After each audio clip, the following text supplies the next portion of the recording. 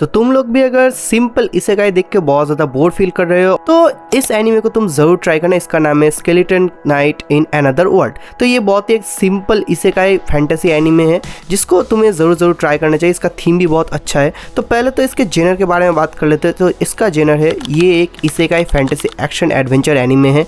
तो इसके स्टोरी के बारे में बात करते हैं तो यहाँ पर आर्क करके एक मेन कैरेक्टर होता है हमारा, जिसका एक गेमिंग वर्ल्ड में मतलब MMORPG गेम में रीइंकार्नेशन होता है और वो इस इसेकाई वर्ल्ड में अपना जो स्केलेटन अवतार है उसी में फंस जाता है। तो इसीलिए अब उसका जो पावर्स है वो सभी यहाँ पर टेस्ट करता है। देन वो एक हेवीली आर्मर्ड के साथ आता है और कोई भी अगर उसको देखता है तो समझता है कि वो है एक्चुअली एक होली सोल्जर।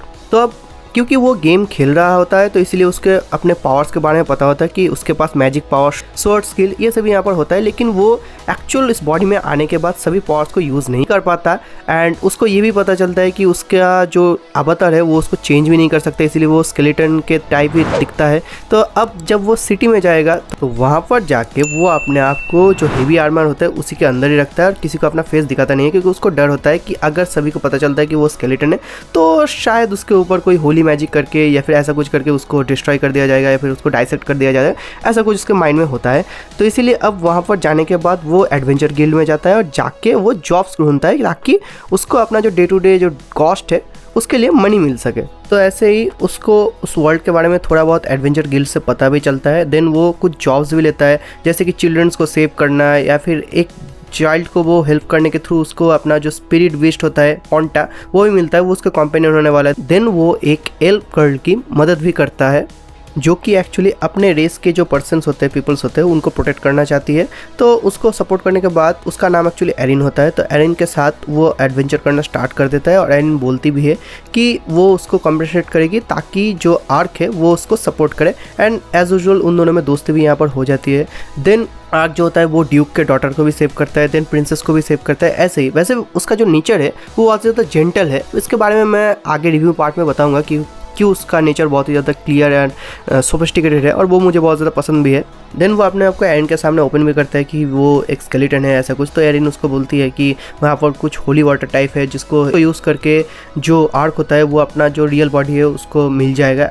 देन वो लोग अपना जो एडवेंचर है वो कंटिन्यू करते हैं एंड एज यूजुअल वो लोग जो एल्फ्स है उनको प्रोटेक्ट करना चाहते हैं और वहाँ पर जाने के बाद वो जो बीस्ट पीपल्स होते हैं उनको भी वो प्रोटेक्ट करता है एंड इसी थ्रू एक निंजा बीस्ट पीपल जिसका नाम चियोमे होता है उसके साथ वो लोग मिलते भी है और जो चियोमे होता है वो जो आर्क की पार्टी है उसको ज्वाइन भी कर लेती है।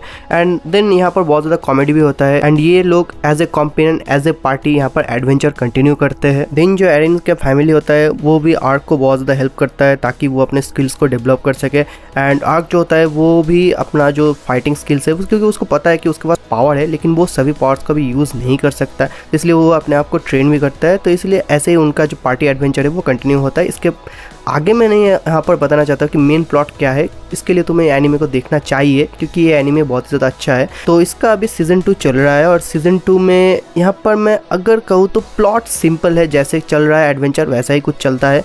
लेकिन भाई यहाँ पर जो एक्शंस, वैसे एक्शंस तो है लेकिन जो यहाँ पर मेनली ब्रूटलिटी या फिर मैं ऐसे कहूँ कि यहाँ पर डायरेक्ट जो पनिशमेंट होता है उसको यहाँ पर लेवल रिड्यूस किया जाता है। तो भाई आप बात करते हैं कि क्यों तुम्हें इस एनीमे को ट्राई करना चाहिए। तो पहले तो ये ऑलमोस्ट परफेक्ट एक फैंटेसी इसेकाई एनीमे है। अब ऑलमोस्ट परफेक्ट क्यों? क्योंकि यहाँ पर थोड़े बहुत फ्लॉज को छोड़ के मुझे एज सच कोई इशू इसमें फेस नहीं हुआ। और भाई सबसे बड़ी बात कि ये डार्क फैंटेसी नहीं है जैसे कि गॉब्लिन स्लेयर या फिर ओवरलॉर्ड, वहाँ पर जो मेन कैरेक्टर होता है वो बहुत ज़्यादा डार्क होता है और वहाँ पर थीम भी बहुत ही ज़्यादा मतलब असल्ट टाइप या फिर ब्रूटल टाइप होता है। तो यहाँ पर ऐसा कुछ सीन नहीं है, ये बहुत ही क्लीन शीट है। लेकिन भाई अगर तुम्हें एक्शंस, फाइट्स इन सब में बहुत ज़्यादा दिलचस्पी है या फिर तुम्हें थोड़ा बहुत ऐसा थोड़ा बहुत ब्रूटलिटी से कोई प्रॉब्लम नहीं है तो ये एनीमे तुम्हें डिसअपॉइंट नहीं करेगा। अब यहाँ पर जो अच्छी चीज़ें हैं वहाँ पर है इसका मेन कैरेक्टर जो कि है आर्क, वो बहुत ज़्यादा फनी कैरेक्टर भी है और एज यूजुअल वो मैच्योर भी है। इसको मतलब ऑथर ने ऐसे डेवलप किया है कि ये थोड़ा सा इविल भी है और थोड़ा सा गुड भी है। देन अगर मैं बोलूँ तो यहाँ पर जो एक्शंस है, क्योंकि अगर तुम हर एक एपिसोड में देखो तो एक या फिर 2 एक्शन फाइट सीन्स तुम्हें मिलेगा ही और वो बहुत ही ज़्यादा नीट एंड क्लीनली यहाँ पर डिलीवर होता है।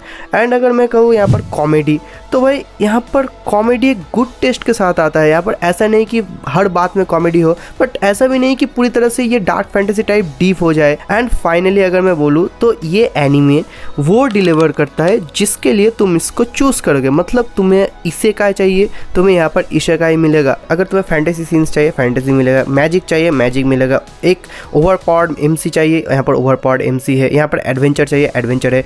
कूल कॉम्पेनियंस चाहिए, कूल कॉम्पेनियंस है। थोड़े बहुत कॉमेडी है, कॉमेडी यहाँ पर है। लव इंटरेस्ट चाहिए वेरियस, यहाँ पर वो भी मिलेगा। तो इसलिए ऐसा कुछ एक्स्ट्रा भी ये डिलीवर नहीं करता और ऐसा कुछ कम भी ये डिलीवर नहीं करता। ये इस एनीमे को बहुत ज़्यादा परफेक्ट, मतलब मैंने कहा ऑलमोस्ट परफेक्ट बनाता है।